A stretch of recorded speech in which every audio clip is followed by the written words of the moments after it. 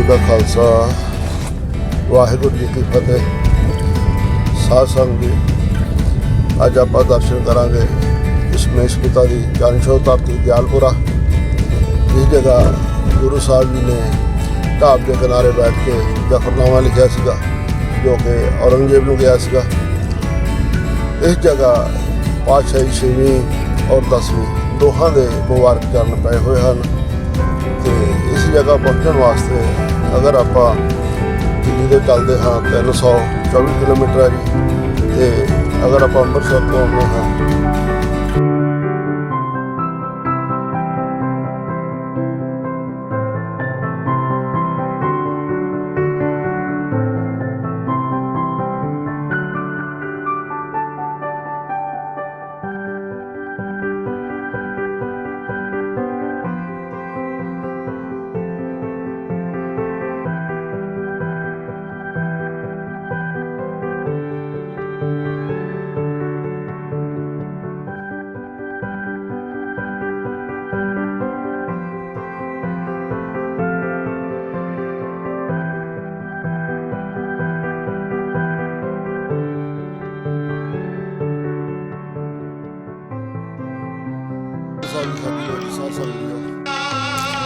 दशमेश पिता गुरु महाराज की बख्शी मुकदस फतेह का जवाब फतेह ना दो।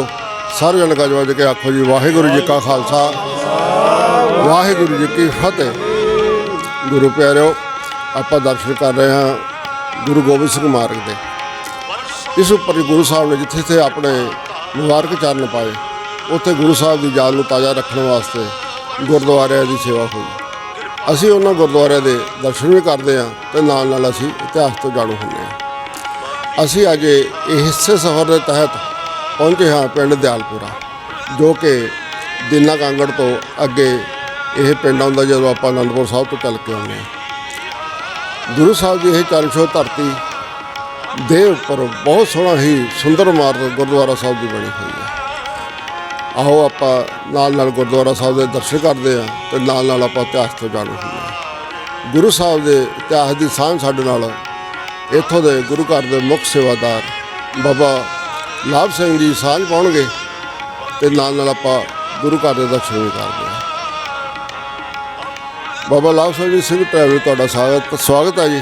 वाहिगुरू जी का खालसा वाहिगुरू जी की फतेह। गुरु प्यारिओ संगतां दे नाल इतिहास की सांझ पाओ। वाहिगुरू जी का खालसा वाहिगुरू जी की फतेह। सारी संगत का सिंह ट्रैवल वीरां दा सारिआं दा इत्थे पहुंचण ते बहुत बहुत धन्नवाद जी।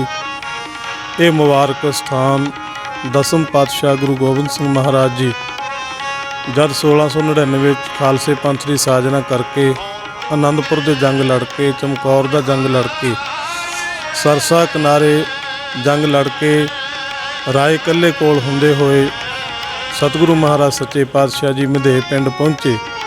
मधे पिंड तो इत्थों दे इस इलाके के मालक राय जोध के पोतरे भाई लखमीर भाई शमीर उन्होंने संगतां दे समेत संगतां नूं प्रेर के ते संगतां दे समेत जाके सतगुरां नूं बेनती करके इस स्थान ते लैके आए। इस स्थान ते कलगीधर महाराज सच्चे पातशाह जी एक दिन अपनी मौज दे विच बैठे हुए दस्तार वाली छोटी श्री साहब अपने हत्थां ते घुमा रहे सी। प्यारे दया सिंह जी अते चौर बरदार भाई मान सिंह जी ने बेनती की कि सच्चियां सरकारां की कर रहीआं ने। सतगुरु महाराज सच्चे पातशाह जी ने बचन किए कि असीं जालमां दा काटला कट रहे हैं भाव जालमां दी जड़ कट रहे हैं। तां भाई दया सिंह जी ने भाई मान सिंह जी ने बेनती की कि सतगुरु जी तुसीं औरंगजेब जालम दा खात्मा कर दिओ, बाकी जिहड़े जालम ने उन्होंने तुहाडा खालसा खत्म कर देवेगा। उन्हां दी बेनती मन के सतगुरु महाराज सच्चे पातशाह जी ने फारसी दे विच इत्थों जफरनामा खत लिखना कीता। सतगुरु जी ने बचन किए कि भाई साहब जी प्यारे सिंघो अपने औरंगजेब नाल 14 जंग हो चुके ने, असीं किसी जंग चों गैर हाज़र नहीं होए। औरंगजेब आप किसी जंग च हाज़र नहीं होया। जे जंग च आउंदा तां असीं 2 हत्थ करके उहदा खात्मा करना सी। तां प्यारे दया सिंह जी ने ਬੇਨਤੀ ਕੀਤੀ, ਮਹਾਰਾਜ ਗੁਰੂ ਨਾਨਕ ਦੇ ਘਰ ਦੀ ਕਲਮ ਇਹ ਵੀ ਤਲਵਾਰ ਤੋਂ ਵੱਧ ਸ਼ਕਤੀ ਰੱਖਦੀ ਹੈ, ਆਪ ਜੀ ਕਲਮ ਨਾਲ ਉਸ ਨੂੰ ਮਾਰਨਾ ਕਰੋ। ਤਾਂ ਸਤਿਗੁਰਾਂ ਨੇ ਫਾਰਸੀ ਦੇ ਵਿੱਚ ਜ਼ਫਰਨਾਮਾ ਜਿੱਤ ਦੀ ਚਿੱਠੀ ਲਿਖਣਾ ਕੀਤੀ। 65 ਦਿਨ ਬਰਾਜ ਕੇ ਸਤਿਗੁਰੂ ਮਹਾਰਾਜ ਸੱਚੇ ਪਾਤਸ਼ਾਹ ਜੀ ਨੇ ਇੱਥੇ ਜ਼ਫਰਨਾਮੇ ਦੀ ਰਚਨਾ ਕੀਤੀ। ਸਭ ਤੋਂ ਵੱਡੀ ਗੱਲ ਇਹ ਹੈ ਕਿ ਸਤਿਗੁਰੂ ਜੀ ਦੇ ਜਿਵੇਂ ਸਾਹਿਬਜ਼ਾਦੇ ਵੀ ਸ਼ਹੀਦ ਹੋ ਗਏ ਸੀ, ਮਾਤਾ ਜੀ ਵੀ ਸ਼ਹੀਦ ਹੋ ਗਏ ਸੀ, ਲੋਕਾਂ ਦੇ ਵਿੱਚ ਇਹ ਹੁੰਦਾ ਕਿ ਪਰਿਵਾਰ ਟੁੱਟ ਜਾਂਦਾ ਕਿਸੇ ਦੀ ਮੌਤ ਹੋ ਜਾਣ ਤੋਂ ਬਾਅਦ, ਪਰ ਧੰਨ ਸਤਿਗੁਰੂ ਗੁਰੂ ਗੋਬਿੰਦ ਸਿੰਘ ਮਹਾਰਾਜ ਸੱਚੇ ਪਾਤਸ਼ਾਹ ਜੀ ਚੜ੍ਹਦੀ ਕਲਾ ਦੇ ਵਿੱਚ ਗੱਜ ਰਹੇ ਨੇ, ਜ਼ਫਰਨਾਮੇ ਲਿਖ ਰਹੇ ਨੇ, ਇੱਥੋਂ ਜਾ ਕੇ ਮੁਕਤਸਰ ਦੀ ਜੰਗ ਲੜ ਰਹੇ ਨੇ। ਜੰਗ ਤੋਂ ਬਾਅਦ ਤਲਵੰਡੀ ਸਾਬੋ ਕੀ ਵਿਖੇ ਗੁਰੂ ਗ੍ਰੰਥ ਸਾਹਿਬ ਜੀ ਦੀ ਬੀੜ ਰਚਨਾ ਬੀੜ ਲਿਖਾ ਰਹੇ ਨੇ, ਧੰਨ ਗੁਰੂ ਗੋਬਿੰਦ ਸਿੰਘ ਮਹਾਰਾਜ ਸੱਚੇ ਪਾਤਸ਼ਾਹ ਜੀ। ਤਾਂ ਇਸ ਜਗ੍ਹਾ ਦੇ ਉੱਤੇ ਬੈਠ ਕੇ ਸਤਿਗੁਰੂ ਜੀ ਨੇ ਜ਼ਫਰਨਾਮਾ ਸਾਹਿਬ ਦੀ ਰਚਨਾ ਕੀਤੀ, ਜਿਹੜਾ ਭਾਈ ਧਰਮ ਸਿੰਘ ਜੀ ਦੇ ਹੱਥ, ਭਾਈ ਦਇਆ ਸਿੰਘ ਜੀ ਦੇ ਹੱਥ, ਭਾਈ ਮਾਨ ਸਿੰਘ ਜੀ ਦੇ ਹੱਥ 5 ਅਹਿਦੀਏ ਬਣਾ ਕੇ ਸਤਿਗੁਰਾਂ ਨੇ ਭੇਜੇ। ਤਾਂ ਉਹਨਾਂ ਨੂੰ ਅਹਿਮਦਨਗਰ ਔਰੰਗਾਬਾਦ ਦੱਖਣ ਦੇ ਵਿੱਚ ਜਾ ਕੇ ਔਰੰਗਜ਼ੇਬ ਨੂੰ ਉਹ ਜ਼ਫਰਨਾਮਾ ਫੜਾਉਣਾ ਕੀਤਾ, ਜਿਸ ਦੇ ਵਿੱਚ ਸਤਿਗੁਰਾਂ ਨੇ ਉਸ ਦੇ ਜ਼ੁਲਮ ਦਾ ਦਾਸਤਾਨ ਲਿਖੀ ਸੀ, ਉਹਦੀਆਂ ਜ਼ੁਲਮ ਦੀਆਂ ਕਹਾਣੀਆਂ ਲਿਖੀਆਂ ਸੀ, ਜਿੱਥੋਂ ਜਿੱਥੋਂ ਝੂਠਾ ਪਿਆ ਸਾਰੀਆਂ ਲਿਖੀਆਂ ਸੀ, ਉਹਨੂੰ ਲਾਹਨਤਾਂ ਪਾਈਆਂ ਸੀ। ਉਹ ਇਸ ਸੱਚ ਦੀ ਗੱਲ ਨੂੰ ਸੁਣ ਕੇ ਔਰੰਗਜ਼ੇਬ ਮੁੜ ਕੇ ਉੱਠ ਨਹੀਂ ਸਕਿਆ ਤੇ ਉਹਦਾ ਅੰਤ ਹੋ ਗਿਆ। ਤਾਂ ਇਸ ਤਰ੍ਹਾਂ ਸਤਿਗੁਰੂ ਮਹਾਰਾਜ ਸੱਚੇ ਪਾਤਸ਼ਾਹ ਜੀ ਨੇ 65 ਦਿਨ ਬਰਾਜ ਕੇ ਇਸ ਸਥਾਨ ਤੇ ਚਰਨ ਪਾਏ ਤੇ ਜ਼ਫਰਨਾਮਾ ਸਾਹਿਬ ਦੀ ਰਚਨਾ ਕੀਤੀ।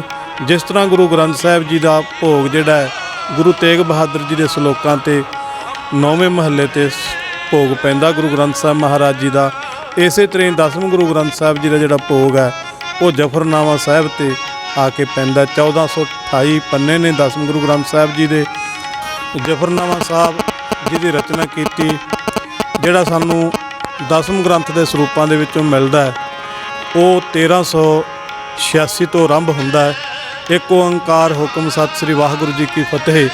ਜ਼ਫਰਨਾਮਾ ਸ੍ਰੀ ਮੁੱਖ ਵਾਕ ਪਾਤਸ਼ਾਹੀ 10ਵੀਂ ਕਾਮਾਲੇ ਕਰਾਮਾਤ ਕਾਇਮ ਕਰੀਮ ਰਜਾ ਬਖਸ਼ ਰਾਜ ਕਰਿਹਾ ਕੋ ਰਹੀਮ ਅਮਾ ਬਖਸ਼ ਬਖਸ਼ੰਦ ਓ ਦਸਤਗੀਰ ਰਜਾ ਬਖਸ਼ ਰੋਜੀ ਦੇਹ ਦਿਲ ਪਜੀਰ ਸ਼ਹਿਨशाह खूबी देह रहनमू के बेगून बेचून चूँ बेनमू न साजो न बाजो न फौजो न फर्श खुदाबंद बख्शिंदो ऐ सरश जहाँ पाग जबरस्त जहार जहूर आतामे देहद हम चो हाजर हजूर खता बख्श दो पाक परवरदगार रहीम अस्त रोजी देहो हर दयार के साहिब दयार अस्त आजम अजीम के हुस्नल जमाल अस्त राज करहीम के साहिब शऊर अस्त आज जनवाज गरीबल प्रस्तो गनीमल गुदाज शरीयत प्रस्तो फजील तम आब हकीकत शनाशो नबील किताब की दानिश पे अस्त साहिब शऊर हकीकत शनास अस्त जहार जहूर शनाशंद ए इल्म आलम खुदाई कुशा इंद ए कार आलम कुशाई।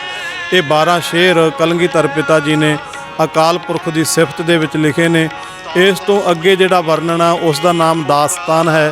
वो दास्तान दे विच सारी कहानी औरंगजेब नूं याद कराई कि किवें तूं कुरान दी सौं खा के मुकरिया, किवें तूं छोटे साहिबजादियां ते शीरखोर बच्चों ते जुल्म कीते, होर लोकां ते जुल्म कीते। तेरा फर्ज नहीं सी, तेरा धर्म नहीं सी जुल्म करना, तू प्रजा दी रख्या करनी सी। इस तरह सतगुरु महाराज सच्चे पातशाह जी ने ये जफरनामे दे विच सारा खोल के खुलासा किया है। तो इस तरह सतगुरु महाराज सच्चे पातशाह जी की मुबारक रसना तो उचारण किया होया, मुबारक हत्थां तो लिखिया होया है जफरनामा साहब। साडे कोले इत्थे गुरमुखी दे विच भी मौजूद है ते फारसी दे विच भी मौजूद है। 10वें गुरु ग्रंथ साहिब हथ लिखत, श्री गुरु ग्रंथ साहिब जी हथ लिखत ते इस तरह होर सरूप साडे कोले पुराने महान कोश दे विच भी इहदा जिक्र भाई कान सिंह नाभा जी ने इस स्थान का कीता है। सो सारियां संगतां दा इत्थे पहुंचण ते धन्नवाद। गुरु प्यारी साध संगत जी, आप भी कदे यात्रा करते हुए ਜਾਂ ਕਦੇ ਕਿਵੇਂ ਵੀ ਸਬੱਬ ਬਣੇ ਇਸ ਜਗ੍ਹਾ ਆਓ, ਗੁਰੂ ਮਹਾਰਾਜ ਦੀ ਖੁਸ਼ੀਆਂ ਪ੍ਰਾਪਤ ਕਰੋ। ਇਸ ਜਗ੍ਹਾ ਮੱਸਿਆ ਸੰਗਰਾਂਦ ਤੇ ਹੋਰ ਗੁਰੂ ਸਾਹਿਬ ਦੇ ਗੁਰਪੁਰਬ ਬੜੀ ਧੂਮਧਾਮ ਨਾਲ ਮਨਾਏ ਜਾਂਦੇ ਹਨ ਤੇ ਜਲੌਸ ਸਜਾਏ ਜਾਂਦੇ ਹਨ ਔਰ ਨਗਰ ਕੀਰਤਨ ਵੀ ਕੱਢਿਆ ਜਾਂਦਾ ਹੈ। ਵਿਸ਼ੇਸ਼ ਕਰਕੇ ਜਿਹੜੇ ਬੱਚੇ ਆ ਉਹਨਾਂ ਨੂੰ ਗੁਰਮੁਖ ਦੀ ਸਿੱਖਿਆ, ਗੱਤਕਾ ਬਾਜੀ ਤੇ ਹੋਰ ਵੀ ਵਿਦਿਆ ਪ੍ਰਦਾਨ ਕੀਤੇ ਜਾਂਦੇ ਹਨ। ਬੁਲਾਓ ਫਤਿਹ, ਦਿਓ ਇਜਾਜ਼ਤ, ਫਿਰ ਮਿਲਾਂਗੇ ਆਪਾਂ ਅਗਲੇ ਗੁਰਦੁਆਰੇ ਗੁਰੂ ਸਾਹਿਬ ਦੇ ਅਗਲੇ ਇਤਿਹਾਸ ਦੇ ਨਾਲ। ਵਾਹਿਗੁਰੂ ਜੀ ਕਾ ਖਾਲਸਾ।